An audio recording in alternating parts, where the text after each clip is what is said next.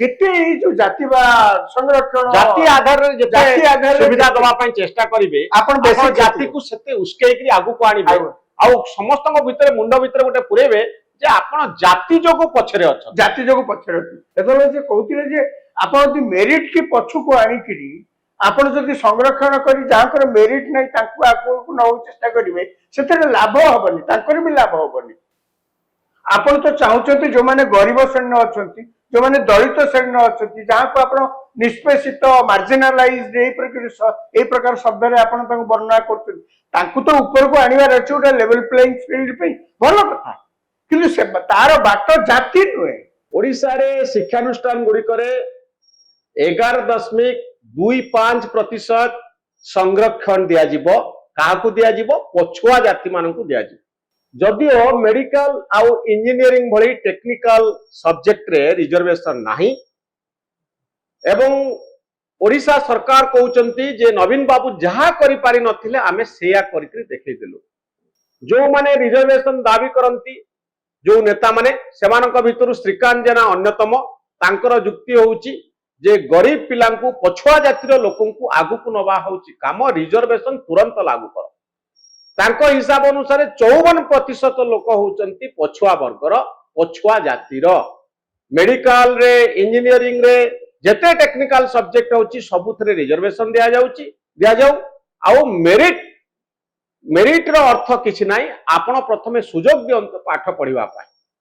तो मु प्रथमे राजाराम बाबू आपण ठारू जानिया पाई चाहिबी जे जो शिक्षानुष्ठान गुडी करे रिजर्वेशन हैला 11.25% आकु आपण केमती देखुचंती? शिक्षानुष्ठान समूह देखंतु संरक्षण को मु भारी विरोध करे। हाँ एक कथा सत जे समाज रे कोनसे ना कोनसे कारणरू दीर्घ वर्षरू शताब्दी धरिकी अनेक प्रकार तारतम्य समाज रे देखा जाइछि।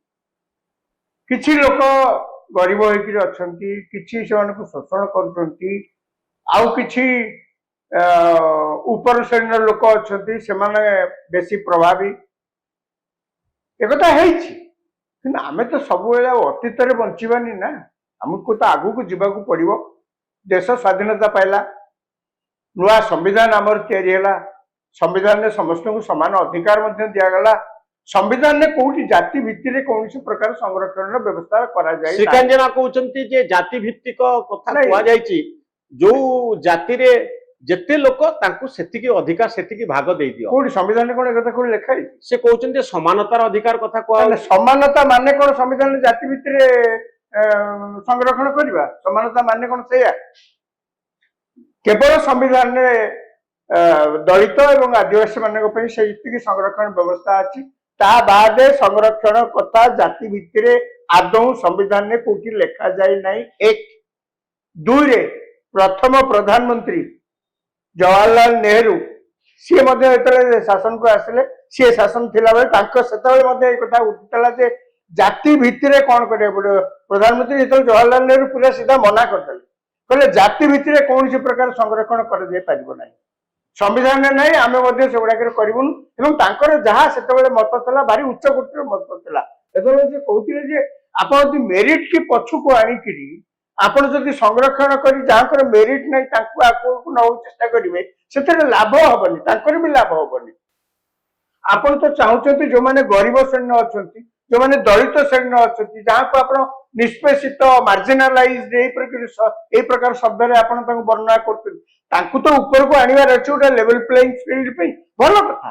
किंतु से तार बाट जाति नुहे, तार बाट आपण जदि कहिबे जाति बाट होइकरी आपण तांकु ऊपर को उठेबे हबनी, एथर संभव नुहे। तो ए जो पछुआ वर्ग केमिति हबो मु सेठी कहि देउछि कि केमिति ताल हबो? केवल एकमात्र बाट होउछि दुनिया रे जे सेमानकु जदि आपण आगु को आनिबार अछि, राजनैतिक क्षमता तो आपण देले, संविधान आसला राजनैतिक क्षमता देले, आपण ताको अर्थनैतिक क्षमता मध्ये देबे। सेटा केमिति हबो?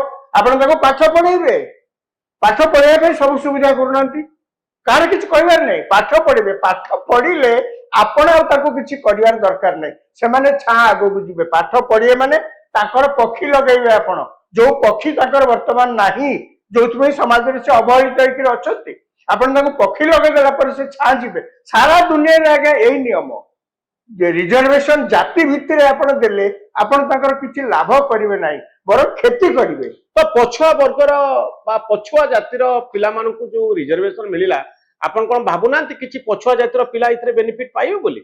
ନାଇଁ ଆପଣ ତାଙ୍କୁ ଯୋଉ ବେନିଫିଟ ବୋଲି ଧରୁଛନ୍ତି ହଁ ସେ ବେନିଫିଟ ହେବେନି। ସେମାନେ ଶୁଣନ୍ତୁ, ଆପଣ ଯୋଉ ବାଟରେ ଗଲେ ଆପଣ ଅଧିକା ଲୋକ ବେନିଫିଟେଡ ହେବେ, ଆପଣ ସେ ବାଟଟାକୁ ଖୋଜିବେ ନା 4 ଜଣ ପିଲା ଉତ୍କଳ ୟୁନିଭର୍ସିଟିରେ ସିଟ୍ ରିଜର୍ଭେସନ ତାଙ୍କ ପାଇଁ ହେଲା SCBC ପିଲାଙ୍କ ପାଇଁ 11.25 ଯୋଉଟା ଆପଣ କହୁଛନ୍ତି ହେଇଗଲା, ତେଣୁ 4-6 ଜଣ ପିଲା ଅଧିକା ଆଡମିସନ ନେଲେ, ଏତିକି ତ। ହଁ ଆପଣ 4-6 ଜଣଙ୍କୁ ବେନିଫିଟ ଦବା ପାଇଁ ଏତେ ଗୁଡାକ ଲୋକଙ୍କୁ ଆପଣ ପଛରେ ପକେଇବେ। ତେଣୁ ଆପଣ ଯଦି ଶିକ୍ଷାର ସୁବିଧା କରିଥାନ୍ତେ ସେମାନେ କେମିତି ଆଗକୁ ପାଠ ପଢିପାରିବେ। ଆପଣ ତ ଲକ୍ଷ୍ୟ ହଉଛି ବଡ କଥା ହବା ଦରକାର ରାଜାରାମ ବାବୁ, ଯେ ଶ୍ରୀକାନ୍ତ ବାବୁଙ୍କର ଯୁକ୍ତି ହଉଛି ଯେ 12,000 ପିଲା ପ୍ରତିବର୍ଷ ମେଡିକାଲ ଡିଗ୍ରୀ ହାସଲ କରନ୍ତି ତାମିଲନାଡୁରେ, ଏଠି ମଧ୍ୟ ସିଟ୍ ସଂଖ୍ୟା ବଢୁ। ଏଇଟା ଗୋଟେ ମତେ ଲାଗୁଛି ଯଥାର୍ଥ କଥା ଯେ ପ୍ରଥମେ ସିଟ୍ ସଂଖ୍ୟାକୁ, ଯଦି ମେଡିକାଲ ଉପରେ ଆମର ଏତେ ଦାବି ହଉଛି ସିଟ୍ ସଂଖ୍ୟା ବଢାନ୍ତୁ, କିନ୍ତୁ ରିଜର୍ଭେସନ ଦେଇ କିଛି ଲୋକଙ୍କୁ ଆଗକୁ ଆଣିବା ପାଇଁ ଅଧାରୁ ଆମେ ଚେଷ୍ଟା କରୁ ନେବା ଉଚିତ ନୁହେଁ। ଆମେ ପ୍ରଥମରୁ ମୂଳରୁ ଭଲ ଶିକ୍ଷା ଦେବା, ସୋ ଦ୍ୟାଟ ଯେତିକି ଆମର ସିଟ୍ ଅଛି ସେଥିରେ ସବୁ ବର୍ଗର ଲୋକମାନେ ରିପ୍ରେଜେଣ୍ଟେସନ ପାଇବେ। ସେଇଥିପାଇଁ ପୁରା କୁହାଯାଉଛି ଆପଣ ତାଙ୍କ ଭିତରେ ଶିକ୍ଷାର ପ୍ରସାର କରିବା ପାଇଁ। ସେମାନେ ଗରିବ ବୋଲି ତ ଅଧିକ ପାଠ ପଢି ପାରୁନାହାନ୍ତି, ବଡ ଜାଗାକୁ ଯାଇପାରୁନାହାନ୍ତି, ଭଲ କୋଚିଂ ନେଇ ପାରୁନାହାନ୍ତି, ତାଙ୍କର ତ ଆର୍ଥିକ ଅନାଟନ ଯୋଗୁ। ଆପଣ ସେଥିପାଇଁ ତାଙ୍କୁ ଶିକ୍ଷାଦାନ କରନ୍ତୁ ନା, ମାଗଣା ତାଙ୍କ ସିଟ୍ ବଢାନ୍ତୁ, ତାଙ୍କ ପାଇଁ ମାଗଣା ହଷ୍ଟେଲ ବ୍ୟବସ୍ଥା କରନ୍ତୁ, ରେସିଡେନ୍ସିଆଲ ଫାସିଲିଟି କରନ୍ତୁ, ସବୁ କିଛି କରିକିରି ତାଙ୍କୁ ଆଗକୁ ନିଅନ୍ତୁ ନା। କିନ୍ତୁ ଆପଣ ଯେତେବେଳେ ସଂରକ୍ଷଣ କରିଦେବେ ତାମାନେ ଆପଣ ମେରିଟ କି ଆପଣ ସେଇଠି ପଦାଘାତ କଲେ, ମେରିଟ କି ଆପଣ ସେଇଠି ପ୍ରଶ୍ରୟ ଦେଲେନି, ମେରିଟ କି ଆପଣ ସେଇଠି ହତ୍ୟା କଲେ। ଥରେ ଆପଣ ମେରିଟ କି ହତ୍ୟା କଲେ ଆପଣ ଆଗକୁ କେମିତି ଯିବେ? ପଛକୁ ଆସିବେ ନା। ଆଉ ତ ଆପଣ ଭାବୁନାହାନ୍ତି କି ଏ ଯୋଉ 11.25% ରିଜର୍ଭେସନ ହେଲା, ଇଏ ଗୋଟେ ବଡ ଧରଣର କାହାର ଲାଭ ହଉଛି ଆଧାରେ ଆପଣ ଦେଖନ୍ତୁ। ଆପଣ ଯୋଉ କହିଲେ ଇଏ ଗୋଟେ ବଡ ଧରଣର ଏମିତି ପରିବର୍ତ୍ତନ କଣ ଆଣିବ, କିଛି ପରିବର୍ତ୍ତନ ଆଣିବନି। କାହାର ଏଇ କାମରେ ଏଇ ଯୋଉମାନେ ସବୁ ପାର୍ଟି କରୁଛନ୍ତି ଆପଣ ଦେଖିବେ ସଂରକ୍ଷଣ ସପକ୍ଷବାଦୀ, ଆମମାନଙ୍କୁ ସବୁ ଏମିତି ଦଳିତ ଏମିତି ସବୁ ତାଙ୍କ ପାଇଁ ସବୁ ନେତା ହେଇ ବାହାରୁଛନ୍ତି ନା। ଏଇ କିଛି ନେତା ମାନଙ୍କୁ ବଞ୍ଚେଇ ରଖିବା ପାଇଁ ଦୁନିଆରେ ଏଇ ସବୁ କଥା କୁହାଯାଉଛି। ଆମେରିକାରେ ଯେତେବେଳେ କେନେଡି ଥିଲେ ରାଷ୍ଟ୍ରପତି ତାଙ୍କର, ଆଜ୍ଞା ଏ ଯୋଉ ଜାତି କଥା ଉଠୁନି, ଆମର ଯେମିତି ଜାତି ପୃଥିବୀର ଅନ୍ୟ ଜାଗାରେ ମଧ୍ୟ ସେମିତି ଜାତି ଅଛି, ଆମେରିକାରେ ବି ଜାତି ଅଛି। ମୁଁ ତା ଭିତରକୁ ବେଶୀ ଯାଉନି। ତାଙ୍କର ଯେତେବେଳେ ସଂରକ୍ଷଣ କଥା ପଡିଲା, ତାଙ୍କ ଦେଶରେ ମଧ୍ୟ ଏଇ ପ୍ରକାର ହଟଚମଟ ସୃଷ୍ଟି ହେଲା ଯେ ମେରିଟ କି ଆପଣ କେମିତି ହେୟ ଜ୍ଞାନ କରିବେ। ଆପଣ ଯଦି ସଂରକ୍ଷଣକୁ ପ୍ରାଧାନ୍ୟ ଦଉଛନ୍ତି ତାହେଲେ ଆପଣ ମେରିଟ କି ପ୍ରଶ୍ରୟ ଦଉନାହାନ୍ତି, ମେରିଟ କୁ ଆପଣ ଇଗ୍ନୋର କରୁଛନ୍ତି। ଆଉ ଥରେ ଯଦି ମେରିଟ କି ଆପଣ ଇଗ୍ନୋର କରିବେ ଦେଶ ଆଗେଇ ପାରିବନି। ଆମେରିକା ଯଦି ଆଜି ମିଲିଟାରିଲି ଇକୋନୋମିକାଲି ଏତେ ବାଟ ଯାଇଛି, ଆପଣ ଭାବନ୍ତୁ ସଂରକ୍ଷଣ ଯୋଗୁ ଯାଇଛି। ସେ ଯାଇଛି କେବଳ ମେରିଟ ରେ ଯାଇଛି। ପୃଥିବୀର ଖାଲି ଆମେରିକା ନୁହେଁ, ପୃଥିବୀର ଯେତେ ବଡ ବଡ ଦେଶ ଡେଭଲପ କରିଛନ୍ତି ସମସ୍ତେ ମେରିଟ କି ପ୍ରାଧାନ୍ୟ, ଯାହାର ଯୋଗ୍ୟତା ଅଛି ସେ ଉପରକୁ ଉଠିବ। ଯାହାର ମେରିଟ ଯୋଗ୍ୟତା, ଏଇ ଯୋଉ ଯୋଗ୍ୟତା କଥା ହେଲେ କଣ ହବ କି ଆପଣ ଇନୋଭେଟିଭ ହେବେ। ଆପଣ ଇନୋଭେଟିଭ ଯେତେବେଳେ ହେବେ ଆପଣଙ୍କ କାର୍ଯ୍ୟରେ ଅନ୍ୟମାନେ ମଧ୍ୟ ପ୍ରଭାବିତ ହେବେ, ଅନ୍ୟମାନେ ମଧ୍ୟ ଲାଭାନ୍ୱିତ ହେବେ। କିନ୍ତୁ ଆପଣ ଯଦି ଥରେ ମେରିଟ କି ଆପଣ ପଛକୁ ପକେଇଦେଲେ, ସଂରକ୍ଷଣ ଦେଖେଇକି ଆପଣ ଆଗକୁ ଯାହାର ମେରିଟ ନେଇ ପଠେଇଦେଲେ, ତାହେଲେ ସେଥିରେ ଦେଶ କିଛି ଲାଭବାନ ହବନି। ଆମେରିକାରେ ଏଇ କଥା ଉଠିଲା ବେଳେ ରିଭର୍ସ ମେରିଟୋକ୍ରାସି କଥା ଉଠିଲା। ଯେତେବେଳେ ମେରିଟ କି ବାରମ୍ବାର କହିଲେ, ରିଭର୍ସ ମେରିଟୋକ୍ରାସି ମାନେ କଣ? ରିଭର୍ସ ମେରିଟୋକ୍ରାସି ମାନେ ଆପଣ ମେରିଟ କି ପ୍ରାଧାନ୍ୟ ଦଉନାହାନ୍ତି, ଯାହାର ମେରିଟ ଅଛି ସେ ରହିଗଲା ପଛରେ। ଆପଣ ରିଜର୍ଭେସନ ଆଗକୁ ଯାଇକି ଠିଆ ହେଲେ, ଇଏ ଥିଲେ ସାରା ଦେଶରେ ସେମାନେ ପାର୍ଟି କଲେ, କହିଲେ ଇଏ କଣ ମୋର ମେରିଟ ଅଛି ମୁଁ ପଛରେ ଠିଆ ହେବି, ଆପଣଙ୍କର ମେରିଟ ନାହିଁ ଆପଣ ଆଗରେ ଛିଡା ହେବେ, ଇଏ କେମିତି ହେଇପାରିବ? ତାପରେ ସେ କଣ କଲେ, ଗୋଟେ ଆଫର୍ମେଟିଭ ଆକ୍ସନ ବ୍ୟବସ୍ଥା ଆରମ୍ଭ କଲେ। ମାନେ ଆଫର୍ମେଟିଭ ଆକ୍ସନ କଣ ନା, ଯୋଉମାନେ ପଛେଇକିରି ଅଛନ୍ତି, ଯାହାଙ୍କର ମେରିଟ ନାହିଁ, ତାଙ୍କୁ ଆଉ କଣ ସୁବିଧା କରାଯାଏ ଆଗକୁ ନିଆଯାଇ ପାରିବ। ମାନେ ଆପଣ ଦେଖନ୍ତୁ, ଆପଣ ଯଦି ମୂଳରୁ ଯାହାଙ୍କର, ଯୋଉମାନେ ଗରିବ, ଯୋଉମାନେ ଅବହେଳିତ, ଯୋଉମାନେ ପିଛଡା ବର୍ଗର ଯାହାକୁ ଆପଣ କହୁଛନ୍ତି, ତାଙ୍କୁ ଆପଣ ପଠାନ୍ତୁ ନା, ମନା କେହି କରୁନାହାନ୍ତି। ଅଧିକା କଲେଜ କରନ୍ତୁ, ସ୍କୁଲ କରନ୍ତୁ, ସୁବିଧା ଦିଅନ୍ତୁ। କିନ୍ତୁ ଏଇ ଯୋଉ ମହାଶୟ ମାନେ ଜାତି ଆଧାରରେ ସବୁ କରିବା ପାଇଁ ସଂରକ୍ଷଣ କଥା କହୁଛନ୍ତି, ସେମାନେ ପୁଣି ଲୁହ ଗଡଉଛନ୍ତି ଦଳିତ ମାନଙ୍କ ପାଇଁ, ଆଦିବାସୀ ମାନଙ୍କ ପାଇଁ, ଓବିସି ମାନଙ୍କ କଥା କହୁଛନ୍ତି। ତା ଭିତରେ ପୁଣି ଓବିସିଙ୍କ ଭିତରେ ଆହୁରି ଯିଏ ଅଛନ୍ତି ସେମାନଙ୍କ ପଛରେ ଅଛନ୍ତି, ମାନେ ଗୋଟେ ଗୋଷ୍ଠୀ ହେଲେ ଓବିସି, ତାପରେ ପୁଣି ସେମାନେ କହୁଛନ୍ତି ଓବିସି ଭିତରେ ଏସି ବିସି, ମାନେ ଓବିସି ଭିତରେ ଏସି ବିସି।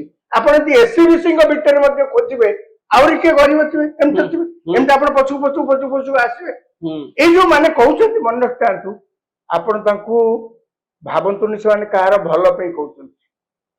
ରାଜନୀତିରେ ବଞ୍ଚି ରହିବା ପାଇଁ, ନେତା ହେଇକିରି ବଞ୍ଚି ରହିବା ପାଇଁ କିଛି ନା କିଛି ଗୋଟେ ପ୍ରସଙ୍ଗ ତ ଖୋଜନ୍ତି ନା, ସେ ସେଇଆକୁ ବାରମ୍ବାର କହୁଛନ୍ତି। ତ କାହିଁକି ଆପଣ ଭାବୁଛନ୍ତି ଯଦି ରିଜର୍ଭେସନ ଜାତି ଆଧାରରେ ସବୁ ଏମିତି ରିଜର୍ଭେସନ ଏତେ ଭଲ ଏଇଟା ହେଇଥାନ୍ତା, ନେହେରୁ କଣ ସେତେବେଳେ ୟାକୁ କିଛି ବୁଝିପାରୁନଥିଲେ? ସିଏ ଏତେ ବର୍ଷ ପ୍ରଧାନମନ୍ତ୍ରୀ ରହିଲେ, ତାଙ୍କ ସରକାର ଏତେ ବର୍ଷ ରହିଲା, ଏତେ ବିଜ୍ଞ ଲୋକ ସବୁ ସେତେବେଳେ ଥିଲେ, କନଷ୍ଟିଚ୍ୟୁଏଣ୍ଟ ଆସେମ୍ବଲିରେ ମଧ୍ୟ ଯେତେବେଳେ ଏଇ କଥା ଉଠିଲା, ସେମାନେ ସବୁ କେହି ଜାତି ଆଧାରରେ ସଂରକ୍ଷଣ କଥା କଣ ତାଙ୍କ ମୁଣ୍ଡରେ ପଶିନଥିଲା? କାହିଁକି ସେମାନେ ତାକୁ ପସନ୍ଦ କରିନଥିଲେ? ସୁବିଧା ଦିଆଯିବ କିନ୍ତୁ ଜାତି ଆଧାର ନୁହେଁ। ଆଉ ସେଥିପାଇଁ ଗୋଟେ ରିଜର୍ଭେସନ କୁ ଗୋଟେ ପର୍ମାନେଣ୍ଟ ଫିଚର କରାଯାଇନି ନା, ରିଜର୍ଭେସନ ପର୍ମାନେଣ୍ଟ ସବୁଦିନିଆ ବ୍ୟବସ୍ଥା ବୋଲି ୟାକୁ ଗ୍ରହଣ ନା, କରାଯାଏ। ସେଇଥିପାଇଁ ତ ସିଡ୍ୟୁଲ କାଷ୍ଟ ଏବଂ ସିଡ୍ୟୁଲ ଟ୍ରାଇବସ୍ ମାନଙ୍କୁ ଯାହା ଯାହା ସବୁ ସେତେବେଳେ ସଂରକ୍ଷଣ କରାଯାଇଥିଲା, ସେ କୋଉ ଏତିକ ମଧ୍ୟ ତାଙ୍କୁ ଦବା ପାଇଁ ମଧ୍ୟ ସେତେବେଳେ କେହି ରାଜି ହଉନଥିଲେ। ତାର କାରଣ ହଉଛି ସମସ୍ତେ କହିଲେ ସବୁ ଗରିବ ମାନଙ୍କୁ ସବୁ ସୁବିଧା ଦିଆଯିବ, କିନ୍ତୁ ତାଙ୍କୁ ଆଉ ସଂରକ୍ଷଣ ନାଁରେ ତାଙ୍କୁ କିଛି ଆମେ ସାହାଯ୍ୟ କରୁଛୁ ବୋଲି କହିଲେ ତାଙ୍କର ବରଂ ବେଶୀ କ୍ଷତି ହବ। କିନ୍ତୁ ଯାହା ମୁଁ ସେ ଇତିହାସକୁ ଯାଉନି, ସିଡ୍ୟୁଲ କାଷ୍ଟ ଏବଂ ସିଡ୍ୟୁଲ ଟ୍ରାଇବକୁ ଯାହା ଦବା କଥା ସମ୍ବିଧାନରେ ସେତିକି ରହିଲା, ଏଇଟା ପର୍ମାନେଣ୍ଟ ଫିଚର ନୁହେଁ, ସବୁଦିନିଆ ବ୍ୟବସ୍ଥା ନୁହେଁ। କାହିଁକି ନା ସେତେବେଳେ ଯୋଉମାନେ ଥିଲେ ସିଏ କଣ ସବୁ ତାଙ୍କୁ କିଛି ଆଉ ଜାଣିପାରୁନଥିଲେ। ସେ କାହିଁ କହିଥିଲେ ଯେ ଯଦି ଠିକ ଅଛି ଗୋଟେ ଆଲୋଚନା ଯଦି ହଉଛି କଣ ଗୋଟେ କଥା ଉଠିଛି, ଯଦି ଠିକ ଅଛି ଦିଆଯିବ ସଂରକ୍ଷଣ, ସେତିକି ସମୟ ପାଇଁ ଦିଆଯିବ, କିନ୍ତୁ ଅଧିକା ସମୟ ପାଇଁ ଦିଆଯିବନି। କାରଣ ଆପଣ ଯେତେ ଏଇ ଯୋଉ ଜାତି ବା ସଂରକ୍ଷଣ ଜାତି ଆଧାରରେ ସୁବିଧା ଦବା ପାଇଁ ଚେଷ୍ଟା କରିବେ, ଆପଣ ଜାତିକୁ ସେତେ ଉସ୍କେଇକି ଆଗକୁ ଆଣିବେ, ଆଉ ସମସ୍ତଙ୍କ ଭିତରେ ମୁଣ୍ଡ ଭିତରେ ଗୋଟେ ପୁରେଇବେ ଯେ ଆପଣ ଜାତି ଯୋଗୁ ପଛରେ ଅଛନ୍ତି, ଜାତି ଯୋଗୁ ପଛରେ ଅଛନ୍ତି। ଆପଣ ଯେତେବେଳେ ଜାତି ଗୋଟେ ଆଇଡେଣ୍ଟିଫାୟର ହେଇଯିବ, 21st ସେଞ୍ଚୁରୀରେ ଆପଣଙ୍କର ପରିଚୟ କଣ? 21st ସେଞ୍ଚୁରୀରେ ଆପଣଙ୍କର ପରିଚୟ ଆପଣ ଉଚ୍ଚ ଶିକ୍ଷିତ ନା, ସେ ପରିଚୟ କୁଆଡେ ଗଲା? ଆପଣ ବଢିଆ ଜଣେ ଇନୋଭେଟିଭ पर्सन ना, आपण जर बड़ साइंटिस्ट ना, ये जहाँ वर्तमान जो प्रकार सब जाति उपरे जो टिके टिके उठौना आगे आप देखिए आस्ते आस्ते अनेक जाति कथा उठी गले आ संरक्षण कथा के चिंता भी करूना, कहीं सरकारी स्तर में चाकरी ना, आप सब जाक शतकड़ा 100 संरक्षण करदे भी चाकरी तो नहीं रिजर्वेशन आगु आनिबे, जातिर उत्थान आमर लक्ष्य नुहे, मनीषर उत्थान आमर लक्ष्य। एवं जाति जदि आपणकर 21st सेंचुरी रे नुआ आइडेंटिफायर हुए, निर्णायक भूमिका नुहे, माने आपणक परिचय हबो आपण को जाति, मनोरंजन मिश्र ओ ब्राह्मण, अमुक हे दलित, माने दलित और ब्राह्मण आपणकर परिचय हबो। जदि 21st सेंचुरी आपणक परिचय या हुए, आपण भाबंतु आपण देशर हित चिंता करछंती ना आउ कोन चिंता करछंती? तो गोटे लाइन रे कहले मु जाति जोगु आगरे मेरिट जोगु पछरे, जदि यही नीति ग्रहण करा जाए आपण को मत अनुसार ई गुटे देश को गुटे खाली गोटे वाक्य कहि दोची, इंग्रेज माने जाति प्रथा रे आरंभ करथले जाति सेंसस 31 मसिया रे, 31 मसिया रे आपण जानछंती सेमानकर उद्देश्य कोन थला? डिवीजन क्रिएट करबा, to divide and rule the country. माने जाति जे जनगणना करते, जाति गणना करते लोक को डिवाइड करने। आमे आज 21st सेंचुरी 100 वर्ष पर 100 वर्ष होबाको हेलानी, आमे एखना चिंता करते ब्रिटिश माने जहा करके जाइतले, आमे ब्रिटिश माने करते समाज को भांगिया पे 31 मसिया रे जहा करथिले, आमे एखना 2025 मसिया रे चिंता करते समाज को भांगिया पे। जाति जोगु आगरे मेरिट जोगु पछरे, ए नीति आदौ गुटे देश आ गुटे राज्य पाई शुभंकर नुहे। बहुत धन्यवाद राजाराम बाबू आपनकर मतामत।